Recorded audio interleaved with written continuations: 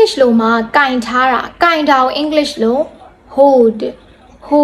အဲ့တော့ကျမရဲ့အိတ်ကလေးကိုခဏလောက်ကင်ထားပေးပါအောင်ရှင်လို့ပြောခြင်း hold my bag please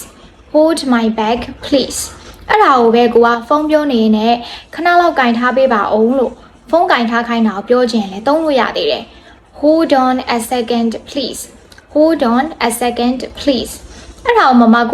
တီတီချာချာကင်ထားတခုကိုမြင်းမြဲကင်ထားလို့ပြောခြင်းလဲသုံးလို့ရသေးတယ်အဲ့ခါကျရင်တော့ hold it tight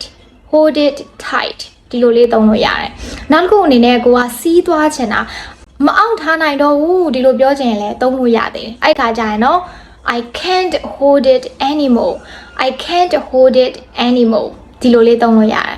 နောက်တစ်ခုကျတော့တစုံတစ်ယောက်ကိုအညိုအတေးထားတာကို English လို့သုံးရင် hold a grudge ဒီလိုလေးသုံးတယ်ငါ့ကိုအညိုအတေးမထားပါနဲ့လို့ပြောချင်တယ်ဆိုရင်တော့ don't hold a grudge ဒီလိုလေးသုံးလို့ရတယ်ဒါဆိုလို့ရှိရင်တော့တချို့တို့တလုံးနဲ့ hold တလုံးနဲ့ကိုသိထားရုံနဲ့အဓိပ္ပာယ်လေးအများကြီးနဲ့ပြောင်းပြီးတော့သုံးလို့ရမယ်ဆိုတော့အရန်ကိုအသုံးဝင်မယ်လို့ယုံကြည်ပါတယ်ဒီချက်မှာဒီချက်ပိုကောင်းတဲ့သင်ခန်းစာလေးအများကြီးသင်ပေးဖို့ရှိသေးတာမို့လို့ဒီချက်ရဲ့ page လေးရဲ့ YouTube channel လေးရဲ့ကို follow လုပ်ထားဖို့မင်းနဲ့ပို့ပြီးတော့ကောင်းတဲ့သင်ခန်းစာလေးနဲ့ပြန်ပြီးတော့လာခဲ့မယ်ဒီနေ့ကတော့ဒီလောက်ပါပဲ bye bye